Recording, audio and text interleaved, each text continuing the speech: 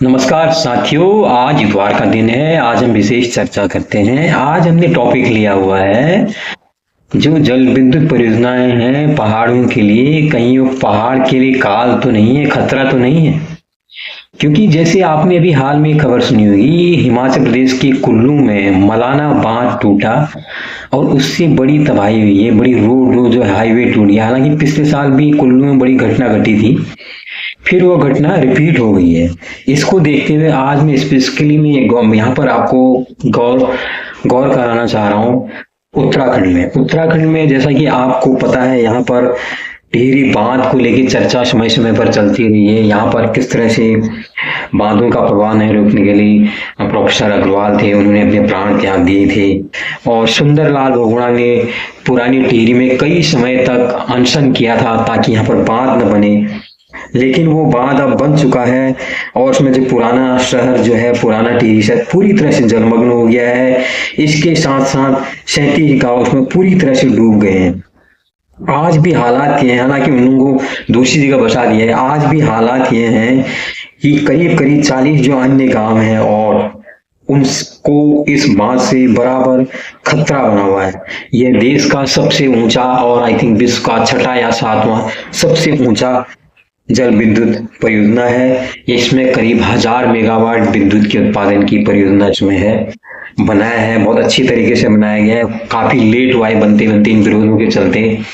लेकिन जिस तरह से आज बांध टूट रहे हैं, उससे बड़े सवाल आ रहे हैं। आप देखिए, देखिए कितनी ज्यादा यहाँ पर आप पिथौरागढ़ जिले में देखिए, यहाँ कितनी किंगमोड़ी परियोजना, रशिया बगड़ बांध, गौरी घाट करना, सूर्यनगाड़ परियोजना, कितनी कितनी परियोजनाएं यहाँ पर अलग अलग नदियों पर ये सब चल रही है। ये सब खतरे का सबब है।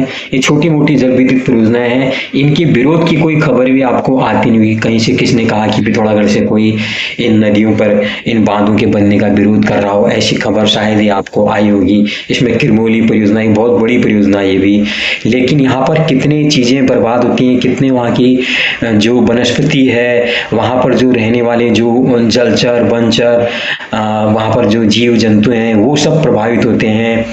साथ में साथ जब ये विद्युत परियोजना होती है, जब कभी बादल फटता है तो इससे कितनी बड़ी तबाही हो सकती है या होती है, वो आप समय समय पर आजकल वो घटनाएं सुनते रहते होंगे। और ये जब एक प्रोजेक्ट रिपोर्ट बनाते हैं ना ये लोग, बड़े आश्चर्य की बात है। इनकी प्रोजेक्ट रिपोर्ट में आप देखोगे तो यहाँ पर ये कहते हैं कि भैया हम ग्रीन ऊर्जा का उत्सर्जन कर रहे हैं, हम हरी ग्रीन एनर्जी हम आपको प्रोवाइड करेंगे, इससे कार्बन का उत्सर्जन कम होगा। लेकिन वो कार्बन उत्सर्जन के कारण, वो जलवायु परिवर्तन के कारण हमारे नेचर में कितना परिवर्तन आ चुका है। जो लोग ये प्रोजेक्ट रिपोर्ट तैयार करते हैं, उसमें भूगर्भ के लोग जाते हैं, उसमें और विषयों के विशेषज्ञ भी जाते हैं, उसमें जो पक्षी विशेषज्ञ हैं, जो वन विभाग के विशेषज्ञ हैं, वो सब जाते हैं। वहाँ की जड़ी बूटी, वहाँ पर जो रहने वाले जीव जंतु, यहाँ पर लोग हैं, वहाँ की जो पारिस्थितिकी, वहाँ की जो भू संरचना है, वो सबका अध्ययन करते हैं। लेकिन आज की तारीख में आप जानते होंगे ये सब परियोजना कितनी, ये जितनी जल विद्युत परियोजनाएं हैं, करोड़ों से लेकर अरबों रुपए तक की ये परियोजनाएं होती हैं। और इसमें इतना जब पैसा खर्च किया जाता है तो आप क्या लगता है, ये पूरा एक सारा चीज इसमें लगता होगा। इसमें एक बहुत बड़ी पैसे की इसमें कमाई की जाती है, अच्छी खासी कमाई इनमें की जाती है। अभी देखिए एक अलकनंदा परियोजना श्रीनगर में से 10 किलोमीटर गौरवशाली गांव के पास बनी है। इसमें 330 मेगावाट विद्युत का उत्पादन किया जाएगा और 2006 में ही इसमें उत्तर प्रदेश सरकार के साथ, जो उत्तर प्रदेश के साथ जो जल विद्युत वहाँ का पावर कॉर्पोरेशन विभाग है, उसके साथ इनका समझौता हो गया है कि इससे उत्पादित 88% जो विद्युत है वो उत्तर प्रदेश को दे दी जाएगी। मात्र 12% जो विद्युत है वो उत्तराखंड अपने पास रखेगा। उसमें लिखा है कि निःशुल्क किया जाएगा। लेकिन उत्तराखंड में आप देखो, आप बिजली का प्रति यूनिट जो आम आदमी के लिए भी है 5 से 6 रुपये प्रति यूनिट बेचा जा रहा है। ये सब करने के बाद भी हमारी नदियों पर ये सब परियोजनाएं हो रही हैं, बड़े इसमें मूल्य में सरकारें लाभ उठा रही हैं। ये जब दूसरे राज्यों में ये सब बिजली बेची जा रही है तो वो पैसा कहाँ जा रहा है, इसकी कोई ऑडिट, कोई पब्लिक तो पूछने वाली है। लेकिन हमारी पब्लिक जो उत्तराखंड पब्लिक है, बिल्कुल या तो नासमझ है या जानबूझ के अनजान बने रहना चाहती है कि यहाँ सब क्या हो रहा है। एक तो ये जितनी जल विद्युत परियोजनाएं होती हैं, ये करोड़ों से अरबों की की होती हैं। ठीक है, इसमें केंद्र सरकार भी सहायता देता है, कुछ बाहर की जो विदेशी एजेंसियां हैं वो भी थोड़ा बहुत मदद करती हैं। तो इस लेकिन जो भी हो, इसमें एक बहुत बड़ी भारी राशि इसमें बर्बाद की जाती है, और लेकिन उसको देखने सुनने वाला कोई भी नहीं है उस राशि के बारे में। तो ये हमारे वहाँ जितनी जल विद्युत परियोजनाएं अलग अलग जो राज्यों में है, अलग अलग जिलों में, यहाँ पर बहुत बड़ी सारी आपको परियोजनाएं यहाँ पर देखने को मिल जाएंगी। ये देखिए देहरादून में कितनी परियोजनाएं चल रही है। शायद देहरादून में के जिले में रहने वाले लोगों तक को पता नहीं होगी, इतनी योजनाएं, जल विद्युत परियोजनाएं उनके वहाँ जिले में चल रही है। यमुना नदी पर ढालीपुर परियोजना, लखवाड़ परियोजना, टॉस नवीतर, चिवेरो परियोजना, कितनी सारी परियोजनाएं यहाँ पर चल रही है। हरिद्वार जिले में अभी मोहम्मद परियोजना, पथरी परियोजना, इतनी सारी परियोजनाएं ये पूरे हरिद्वार जिले में चल रही हैं। ये लोगों को टिहरी जिले में आप देखिए, जो टिहरी नदी पे जो टिहरी हाइड्रो डैम, उसके अलावा लगरासू परियोजना, झल्लाकोट परियोजना, कोटेश्वर बांध, भिलंगना बांध परियोजना, कोटली भेल परियोजना, इतनी सारी योजनाएं चल रही हैं। लेकिन हो सकता है वहाँ के रहने वाले, जिले के रहने वाले लोगों को भी नहीं पता होगा। राज्य के लोगों की तो आप बात छोड़िए, आप देखिए चमोली जिले में कितनी चल रही है, कितनी ज्यादा परियोजनाएं यहाँ पर चल रही है। मोहना परियोजना, देवलकारी परियोजना, मलेरी झेलम परियोजना, कैलगंगा परियोजना, बनाला परियोजना, देवाल परियोजना, कैलगंगा नदी पर, हर छोटी मोटी नदी पर ये सारे जल विद्युत परियोजनाएं बनाए। आप देखिए अभी हाल ही में कितने, चमोली में 2 बार यहाँ पर कितना भयंकर वहां पर तटबंध टूटे हैं, वहां पर बांध टूटे हैं, कितने ज्यादा लोगों का नुकसान हुआ है। ये आपने पिछले साल भी सुना होगा, ये चल रहा है देखिए लगातार। राजनदी योजना, बनाला हीना परियोजना, अमृत गंगा परियोजना, उमंग परियोजना, दिघी परियोजना, इतनी सारी परियोजना अकेले चमोली जिले में चल रही है, हर छोटी मोटी बड़ी नदी पर। क्योंकि वहाँ ढलान अच्छा, स्लोप अच्छा मिलता है, तो वहां पर ये आपको पता है टरबाइन के ऊपर ऊंचाई से पानी गिराया जाता है, उससे टरबाइन घूमती तो विद्युत पैदा की जाती है, आप सबको शायद पता होगा।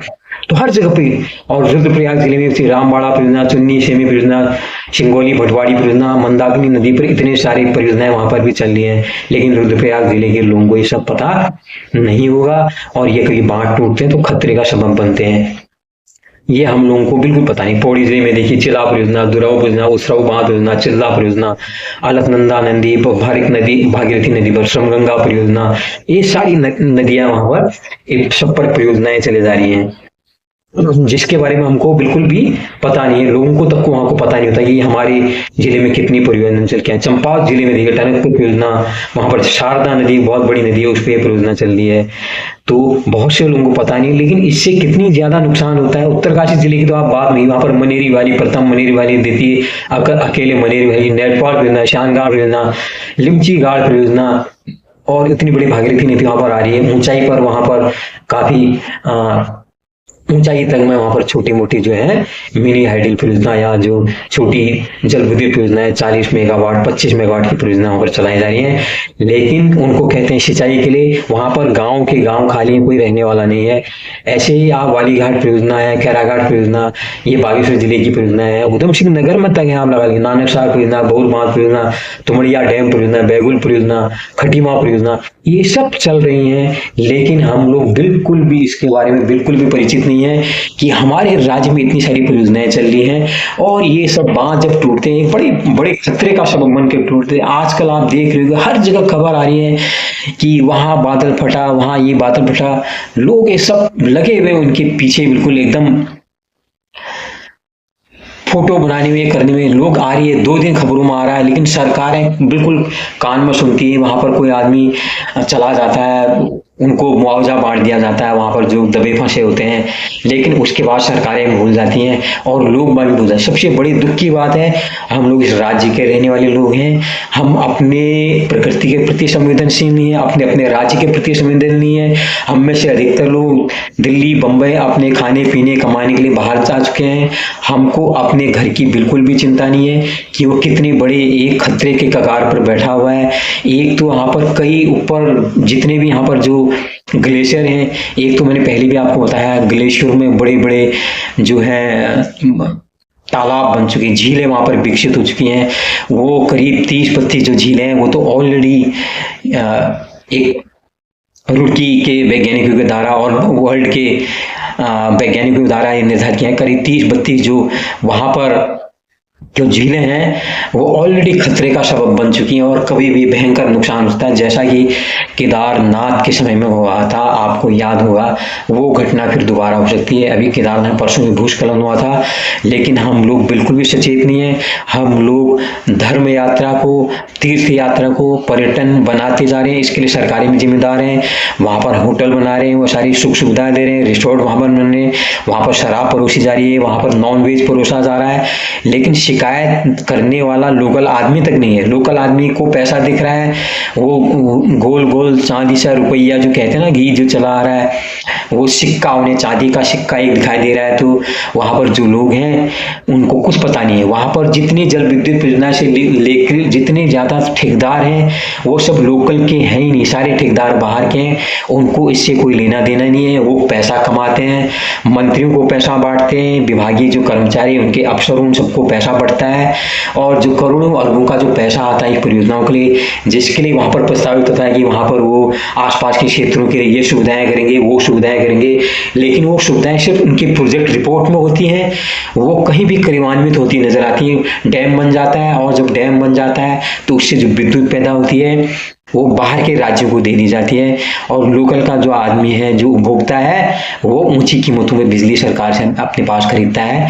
यहाँ पर उत्तराखंड में निश्चित तौर पर आप देखेंगे, अकेले अगर बांधों का एक अगर निष्पक्ष निरीक्षण किया जाएगा, वहां पर ऑडिटिंग की जाएगी कोई थर्ड पार्टी के द्वारा, तो एक बहुत बड़ा घोटाला इन जल विद्युत परियोजना के थ्रू ये भी बाहर आता है। हमारे लिए खतरा तो ये पैदा कर ही रहे हैं, यहाँ पर बहुत से लोग प्रभावित हो रहे हैं, ये निश्चित तौर पर सही है, लेकिन इसके अलावा साथ साथ ये भी निश्चित है कि इन परियोजनाओं में एक बहुत बड़ा अरबों करोड़ों अरबों का घोटाला निश्चित तौर पर हुआ है, क्योंकि जिस तरह की नियत, जिस तरह की नजरिए यहाँ के मंत्रियों के, अफसरों के हैं, इसमें मैं बिल्कुल भी कहने में मुझे कोई संकोच नहीं है कि ये दो तरफा इसमें यहाँ पर के लोगों को नुकसान पहुंचा गया। एक तो आर्थिक नुकसान, घोटाला किया है, चीजें कमजोर बनाई गई हैं, तो इसलिए बांध टूट भी रहे हैं। आप देखो अकेले चमोली जिले से 2-3 साल में 2 बार घटनाएं क्यों घट रही हैं, ये हमको समझना चाहिए।